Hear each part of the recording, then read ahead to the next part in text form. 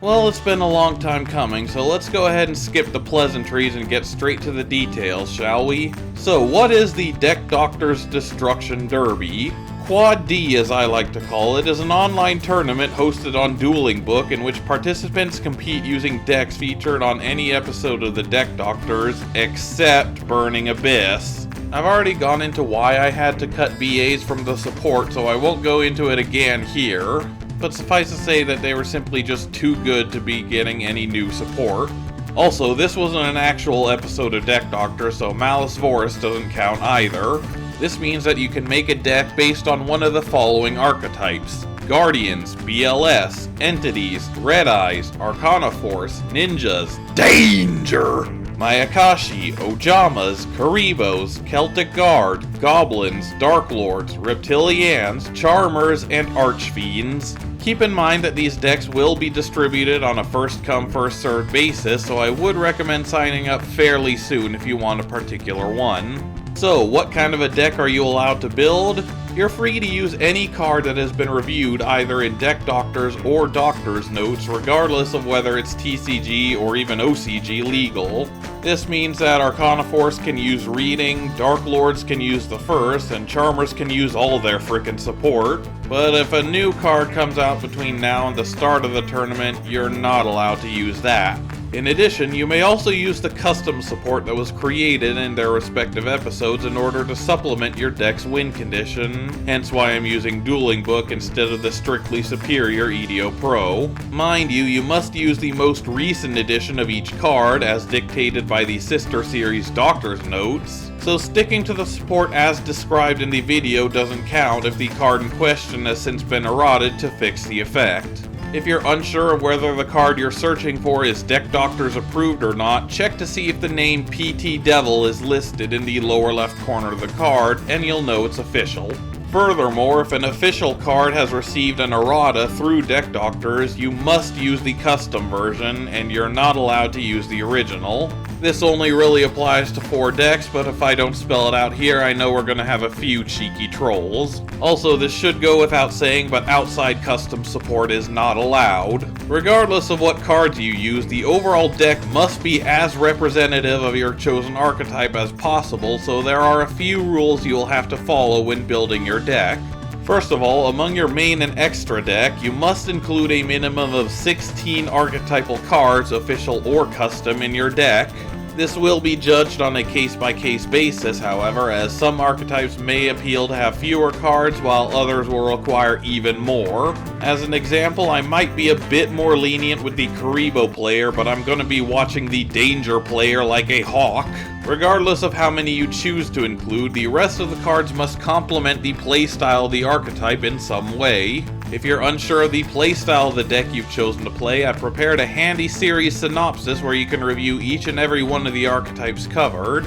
In addition to this, the win condition of your deck must be in line with that of the win condition of your chosen archetype. Again, this goes double for some decks more than others, but still applies to all of them nonetheless. For example, a lot of these decks focus on either beatdown or control, but something like ABC Ojamas or Celtic Guard Control, which only use their respective archetypes as engines, are not allowed. Other examples of build abuse include, but are not limited to, a Guardian deck not using any Guardians other than Yados and Pot G, a Red Eyes deck based solely on Dragoon, a Ninja deck based around Super Heavy Samurais, an Archfiend deck using Infernities, and so on and so forth. You need to represent your deck of choice as thoroughly as possible without turning it into a mediocre engine for a completely different deck. Mind you, this doesn't mean you're not allowed to use outside techs or engines at all, as long as they're the ones supplementing the playstyle of the archetype you're meant to represent as opposed to vice versa.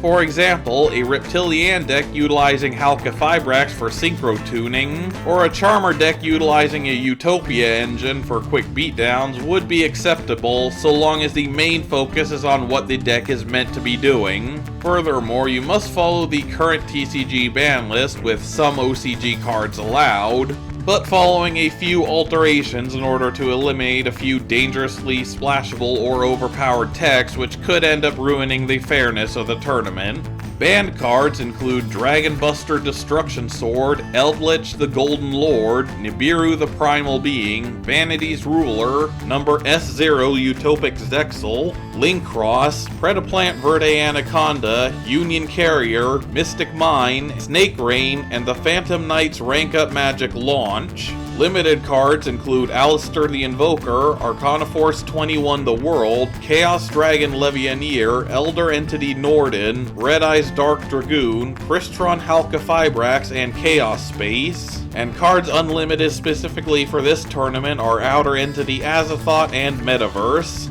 Most of these should be pretty obvious due to being too powerful for certain decks or for simply shitting on the format, turning the matches into a competition of how quickly they can get to these cards. However, the PK Rum card was an exception, as it was mostly banned to allow for Thought to come off the ban list, which was somewhat necessary for the Entity player. So, how will the signups work? Well, the first thing you need to do is to become a patron for this channel. Sorry for having to twist your arm with this, but this really is the easiest way of doing this. If it helps, I won't be charging admission for this tournament, so that's the extent of your financial contributions to the tournament. I personally recommend the $1 a month tier, as it's less financial pressure on you and less of a big deal for me should you decide to quit.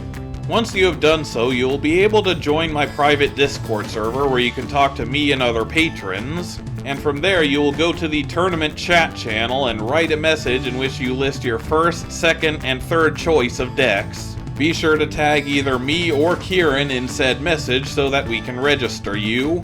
In addition, you must also create a challenge account if you don't have one already, as that will be how I keep track of the tournament itself. Be sure to let us know in your message if your challenge name differs from your Discord tag. Once you have been signed up, you will then create your deck on Dueling Book and send us a link to your completed deck so that it can be approved for the tournament. Signups will close after the 30th once we have all 16 participants. Why only 16? Because I'm well aware of my position at the bottom of the Yugi Tuber ladder, and I will be significantly impressed if I even get that much. If I get more people interested than I anticipated, I may end up adding more, but I won't be holding my breath.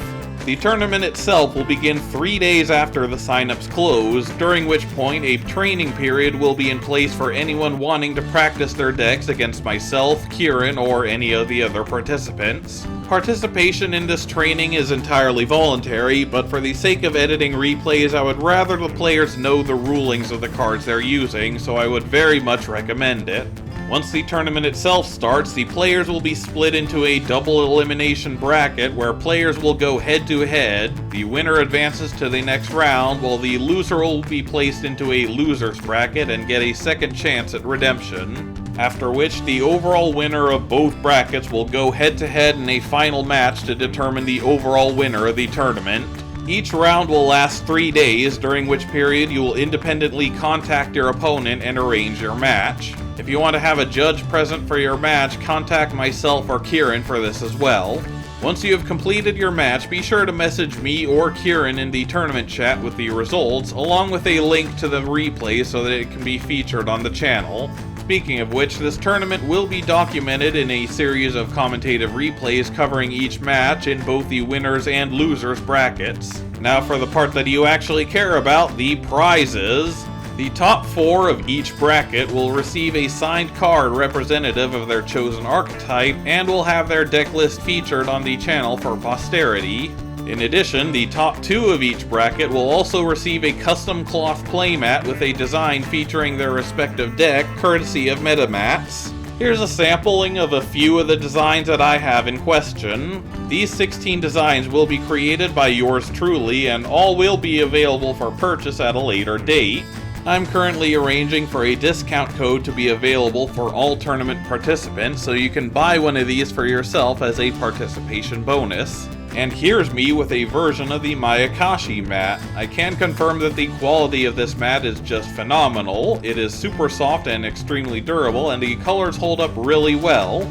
In addition, the mats that are given out to the overall winner and first runner-up will be unique in that they have the words winner and runner-up adorning the logo, allowing you to show off to all your friends just how awesome you are for coming in top of this custom tournament.